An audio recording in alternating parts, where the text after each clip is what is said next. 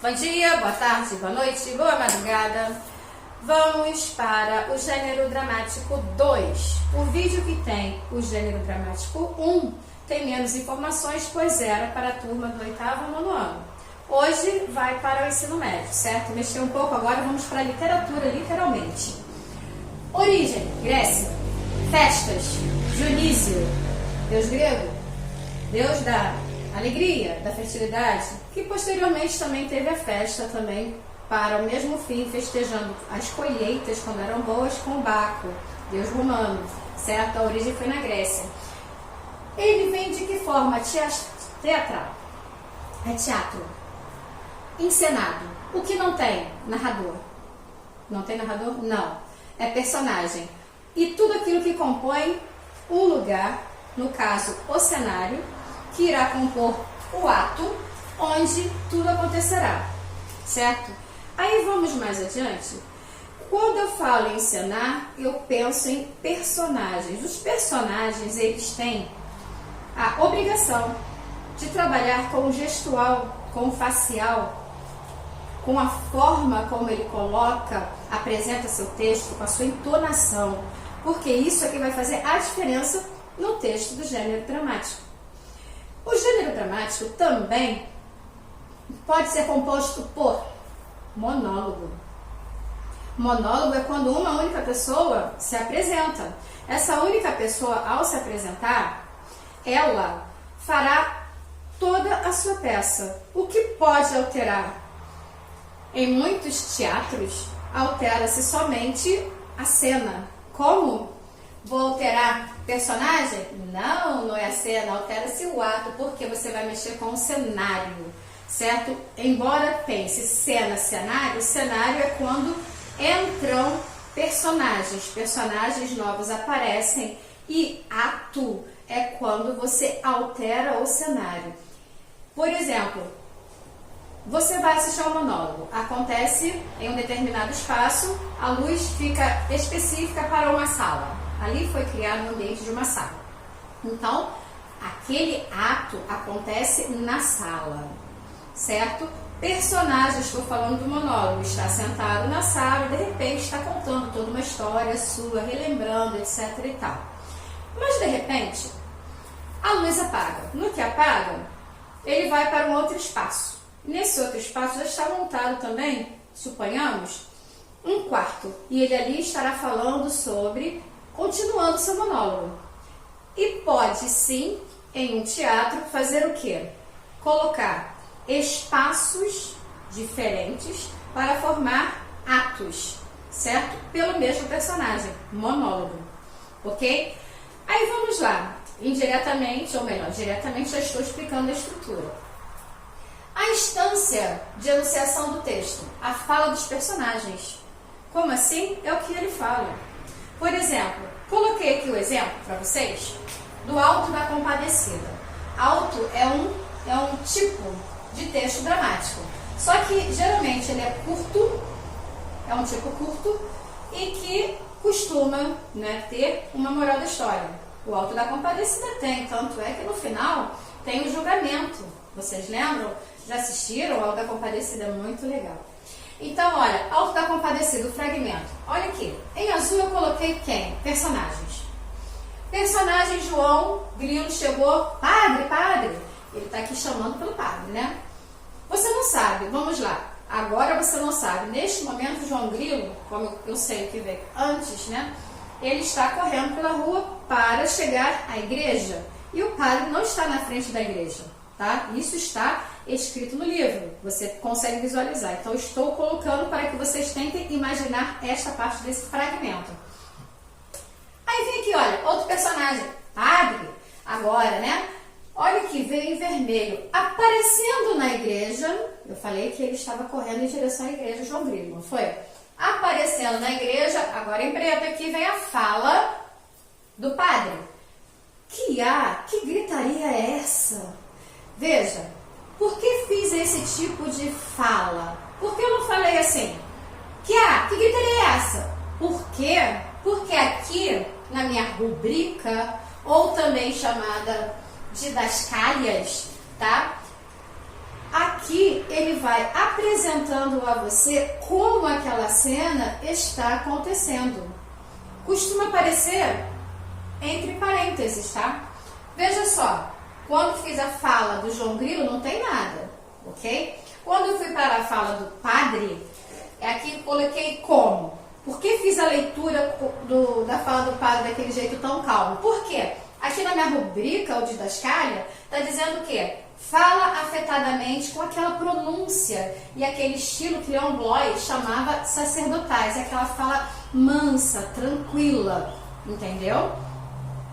Agora, falar de Leon Bloy, então assim, você tem que ter uma ideia de quem seja, mas se você não souber quem é ele, pelo menos você vai lembrar das falas sacerdotais, como elas são pausadas, são calmas, são tranquilas, mansas, certo?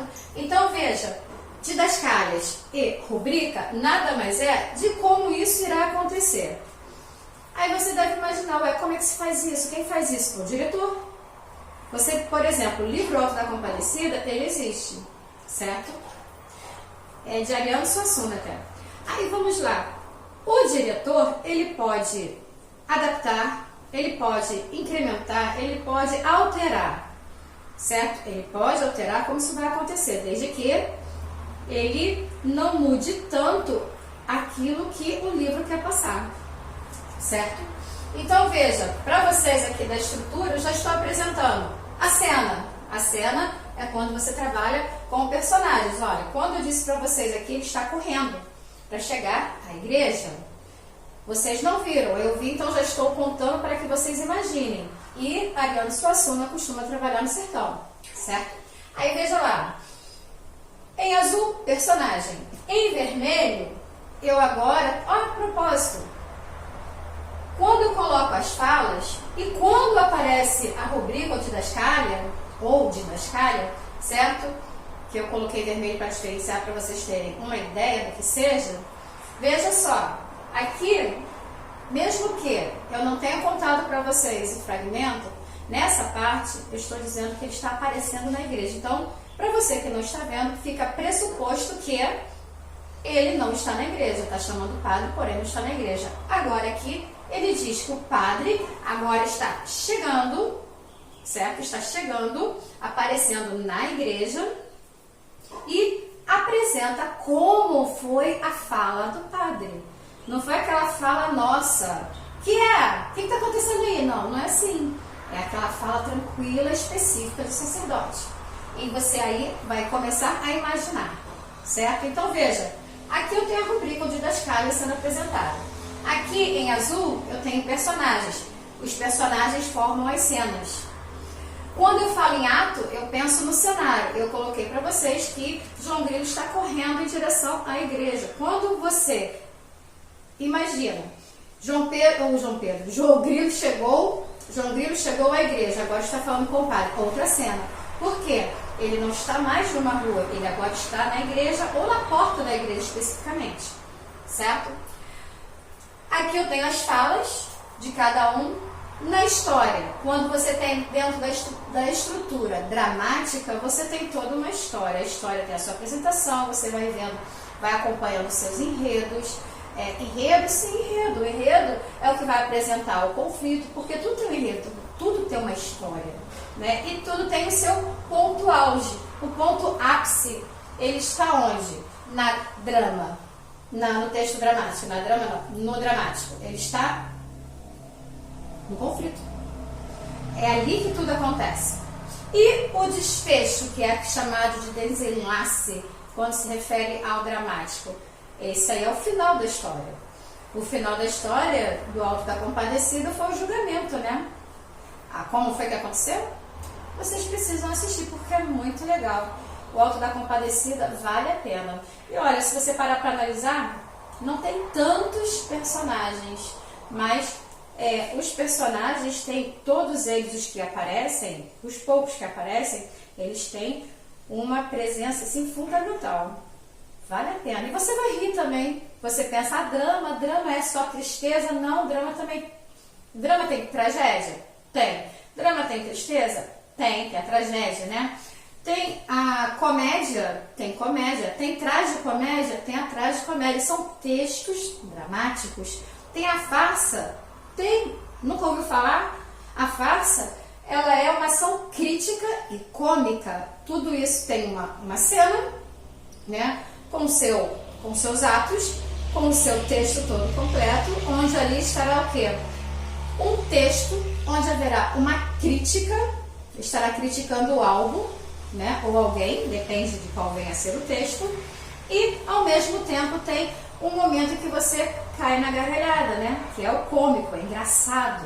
Também tem o alto, que eu coloquei para vocês, costuma ser curto, ele é curto, não é tão longo, e geralmente moralizante, como eu coloquei já no início, tem uma moral da história no final após o julgamento, correto? O julgamento já está indo para o desfecho, para o desenlace. E como por acaso coloquei, olha só, acabei de falar para vocês os tipos de textos dramáticos.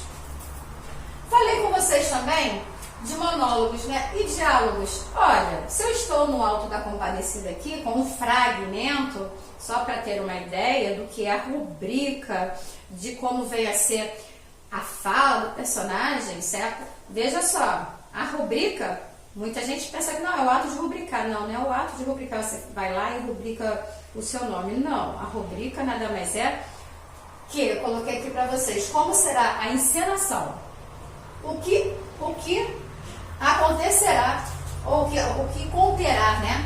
O que conterá, o que acontecerá, como personagens estarão marcados em seus lugares. É só isso? Não, não é só isso. Na língua portuguesa, quando você coloca a vírgula e fecha com ponto, fica subentendido que tem mais, tá?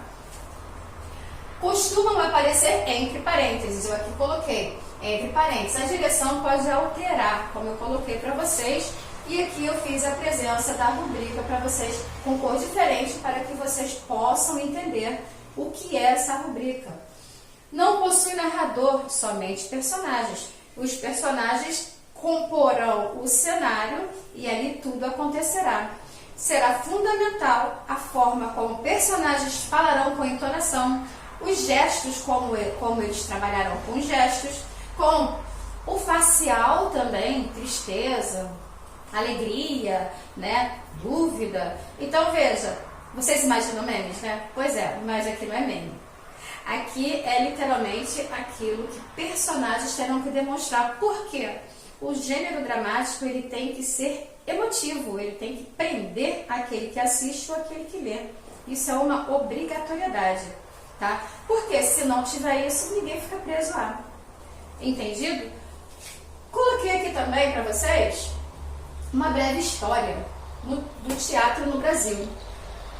Isso não é de agora, isso já é antigo. Isso começou no século XVI com o padre José de Anchieta, quando ele pregava os sermões, quando lá ele estava catequizando, né? O que ele fazia? Ele contava os seus textos, né? Religiosos, é claro, e as pessoas ficavam ouvindo por horas. Ficavam ouvindo. Ele, de certa forma, estava com o seu monólogo. O diálogo, a propósito, o diálogo é aqui, eu tenho diálogo. E o diálogo é mais de duas pessoas. Tem gente que pensa assim, diálogo é só duas pessoas. Não. Diálogo é de 2 a mais personagens, ok? Aí veja, coloquei aqui depois. Parou, teve uma parada durante um tempo, não é assim? Parou, esqueceu literalmente o gênero dramático. Não, o gênero dramático continuou de uma forma diferente, mais quietinha, pouco citada. Mas aí veio Martins Pena, lá no século XIX, e ele começou com força a representar o teatro, a encenação, os cenários, personagens, as roupas, né? Tudo que você possa imaginar de enriquecedor, ele conseguiu voltar no século XIX. E depois de Martins Pena, nós temos o Nelson Rodrigues, que ele voltou também apresentando o modernismo. Então, desde então, o que aconteceu? O gênero dramático se manteve e se mantém até hoje. Não é um gênero difícil de ser entendido. Caindo em prova do Enem, o que acontece? Você tem que ter a noção de que o gênero dramático não tem narrador. Já ganhou Ah, apareceu lá que tem narrador em uma questão. Não tem, já pode riscar essa, tá fora. Não tem narrador. Tem monólogo? Tem monólogo. Tem monólogo sim. Se você pensar que não, você já vai errar uma questão. Porque eles podem colocar para você ficar na dúvida. Será que é? Será que não? E você não... Porque na encenação tem que ter mais de uma pessoa. Não, pode ter um monólogo também. Então, pode ter monólogo e diálogo. Tem personagens? Sim. Tem os atos, cenário. Tem as cenas com a apresentação de outros personagens, certo?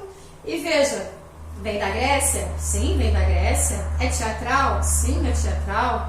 Exaltava quem no início? Ao deus grego Dionísio. Posteriormente, ao deus Baco, nos romanos, o que significava fertilidade, alegria. O que mais? Festejavam o quê? As colheitas. Veja só. E vocês têm que ter a noção que não é texto tão extenso. É literalmente dramatizado, encenado, teatral. Certo? Sabendo isto aqui, você já sabe bastante. A propósito, guarda o nome de Dascalhas, porque nas provas costumam, às vezes, não colocar a palavra mais visível, rubrica.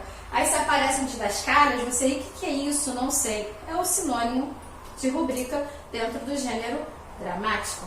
Gente, essa foi a aula de hoje, espero que vocês tenham gostado. Depois me falem, tá ok? Até a próxima!